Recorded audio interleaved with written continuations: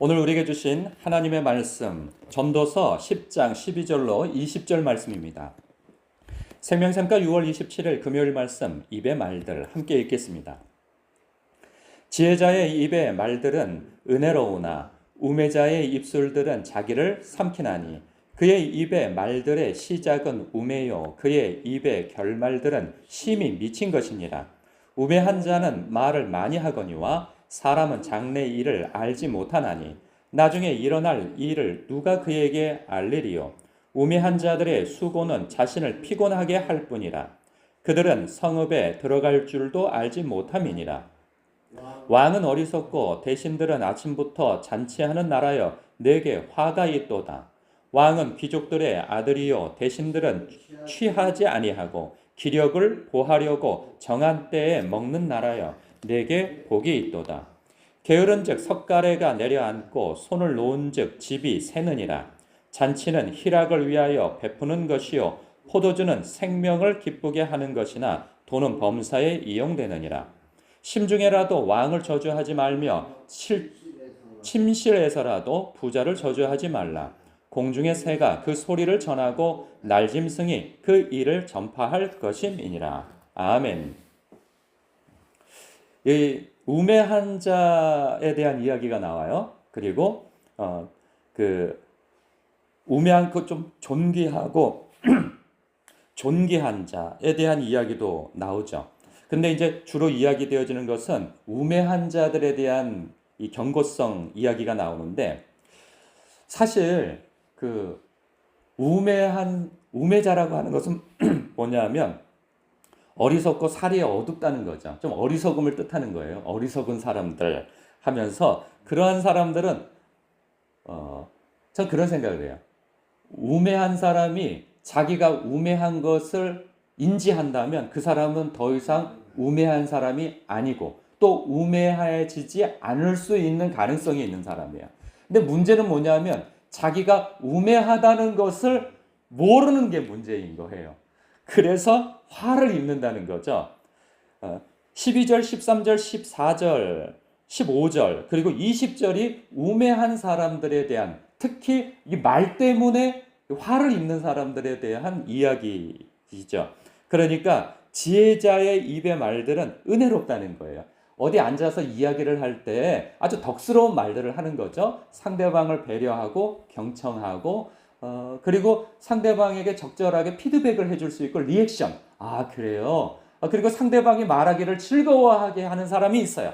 그런가 하면 반대로 우매자의 입술들은 자기를 삼킨다는 거예요. 왜 그러냐면 자기를 삼킨다는 것은 뭐냐면 자기의 우매를 드러나는 말들을 해버린다는 거죠.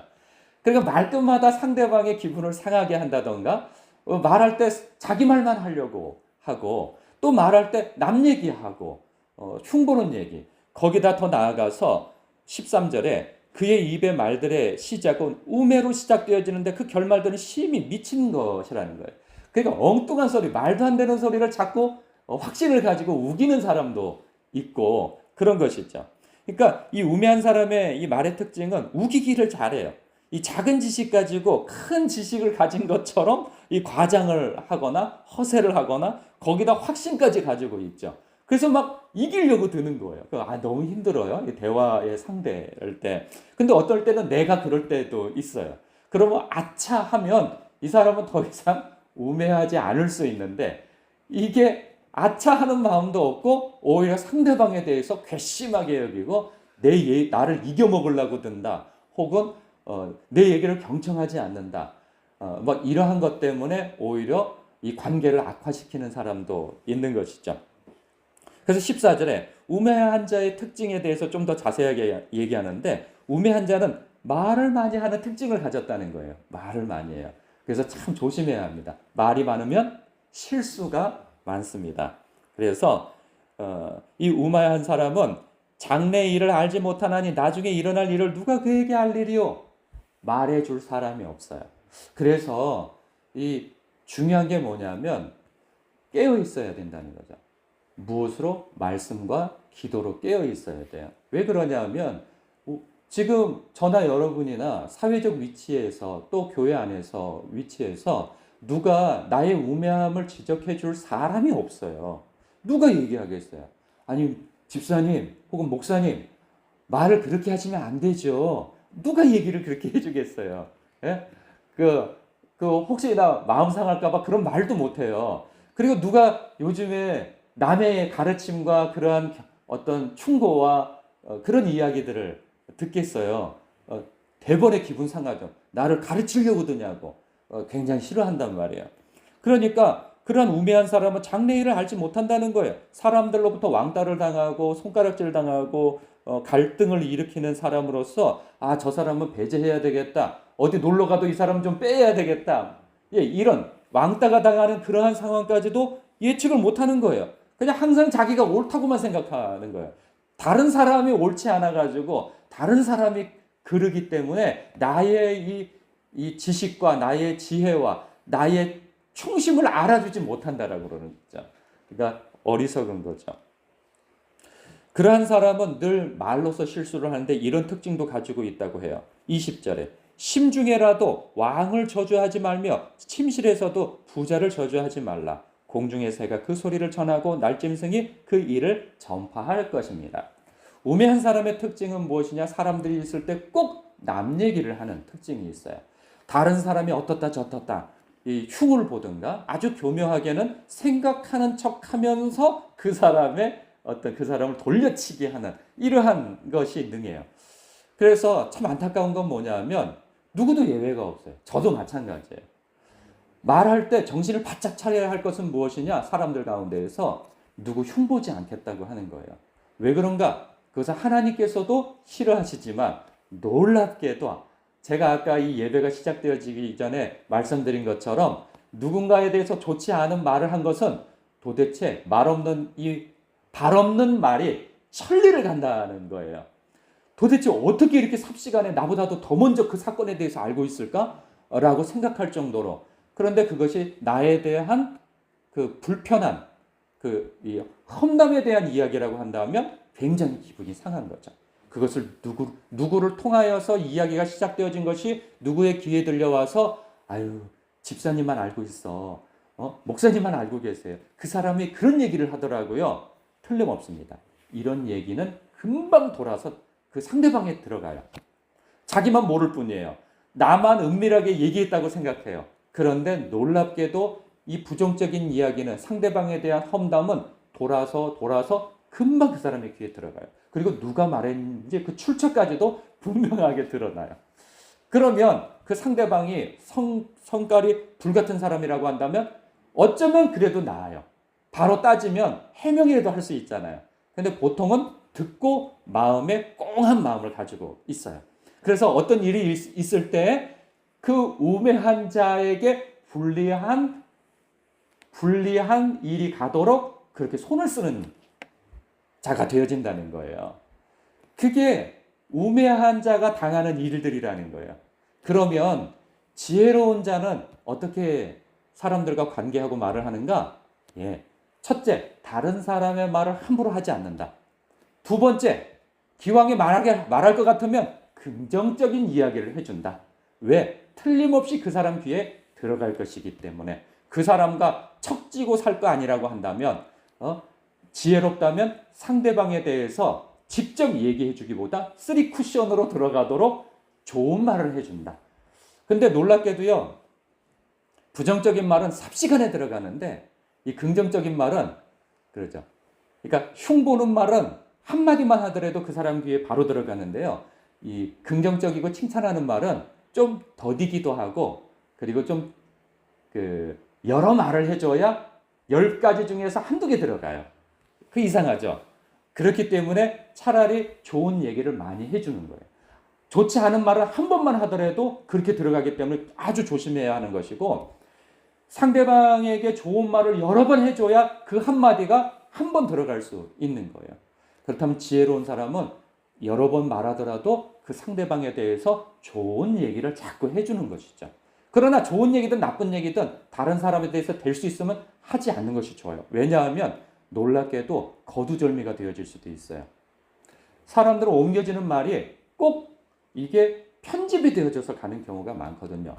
내가 이렇게 말한 것에 대해서 상대방은 자기 수준대로 이해를 해서 엉뚱한 방향에서 그것도 얘기를 해요. 그래서 될 수 있으면 조심하는 것이 좋다. 다른 사람에 대해서. 그러나 그래도 한다면 긍정적인 말을 하라. 라는 것입니다. 이런 말조심은 우리에게 꼭 있어야 합니다. 더군다나 그 세 번째, 대화를 나눌 때 자기와 그 사람과의 두 관계에서 대화를 하라. 라는 거죠. 없는 사람 얘기하지 말고, 그리고 우리 믿는 사람이라고 한다면 하나님의 은혜, 그리고 감사할 일들, 그리고 좋은 이야기들을 나누라. 이런 것이 덕스러운 말들을 나누는 지혜로운 사람이 되어져야 하는 것이죠. 그런가 하면 또 우매한 자에 대한 이야기가 나오는데 15절에 우매한 자들의 수고는 자신을 피곤하게 할 뿐이라 그들은 성읍에 들어갈 줄도 알지 못함이라. 이 뭐냐면 성읍에 들어가는데 이 우매한 사람은 자기가 나왔던 길도 못 찾아 들어간다는 거예요. 그러니까 우매한 자는 자기 할 일도 제대로 하지 못한다라는 거예요. 실상은 다른 사람을 흉보고 다른 사람들에서 깎아내리고 이런 사람들을 가만히 보면 그 자신이 뛰어나서가 아니라 자신이 하지 못하는 것에 대해서 입으로 하려고 한다는 것이죠. 정작 자기의 앞가림도 하지 못하면서 다른 사람을 끄집어 내림으로 인하여 자신을 우월하게 행하려고 하는 그러한 우를 범한다는 것이죠. 그런 부분에 있어서 지혜로운 사람들은 그냥 대번에 알아본다는 거예요. 그러니까 다른 사람을 끌어내리려고 하기보다는 자기 할 일을 열심히 하라는 거죠. 자기의 본분을 돌아보아 열심히 할 일인 것이지 신앙생활을 입으로만 하려고 하지 말라는 거죠. 입으로는 어떻게 하는 것이라? 자기 할 일을 하지 아니하고 다른 사람이 못하는 것을 자꾸 지적함으로 상대적으로 나는 괜찮은 사람이야 라는 것을 어필하려고 하지 말라는 거예요. 이것은 금방 드러날 일이라는 거예요. 그러니 우매한 자가 되지 말고 지혜로운 자가 되라 하신 말씀입니다. 그리고 마지막으로 16절, 17절을 언급해 보면 이렇습니다. 왕은 어리고 대신들은 아침부터 잔치하는 나라여 내게 화가 있도다. 근데 반면에 왕은 귀족들의 아들이요 대신들은 취하지 아니하고 기력을 보하려고 정한 때에 먹는 나라여 내게 복이 있도다. 왕이 통치자가 있는데 어리석어요. 꼭 나이가 어리다는 것보다도 어리다고 하는 것보다 어리석은 자를 이 어리다고 표현하는 것이죠. 그리고 대신들은 이 어리석은 왕과 왕의 기분을 맞춰주려고 같이 흥청망청하고 있다는 거예요. 이건 이제 망조에 들었다는 거예요. 근데 반면에 왕은 귀족들의 아들이요 존귀하다는 것이죠. 대신들은 취하지 아니하고 아침부터 흥청망청 취하지 아니하고 자기 관리를 한다는 거예요. 먹는 것에 있어서도 이 기력을 보호하기 위하여서 너무 과식하는 것도 이게 몸에 에너지를 많이 발산하고 피곤하고 이 에너지를 쓰는데 방해가 되어지기 때문에 먹는 것도 적절히 조절을 하면서 체력을 길러간다는 것이죠. 왜? 일하기 위해서. 그런데 반면에 어리석은 왕과 대신들은 뭐예요? 그냥 일어나자마자 하루 놀 것만 생각하고 그리고 그렇게 흥청망청 시간을 쓴다는 거죠. 그러면 이것은 오늘날 우리에게 돌려서 생각한다면 우리는 왕 같은 제사장들이잖아요. 하나님과 영원토록 왕 노릇할 자로 우린 부름받은 사람들인데 그럼 우리의 삶이 어리석은가 지혜로운가는 무엇을 보면 알 수 있다? 하루의 시작을 어떻게 하고 있는가? 틈틈이 시간 날 때 뭘 하고 있는가? 라는 것이죠. 그래서 늘 어디 맛집 투어를 하면서 그 먹으러 다니고 맨날 어울려서 산으로 놀러 다니고 그리고 아침에 눈 떴을 때 그냥 핸드폰부터 보기 시작하고 뭔가 틈나 있으면 늘 게임을 하려고 하고 그리고 대부분의 시간을 노는 데 보내고 이런다면 그 사람에게 있어서 발전성이 있겠는가?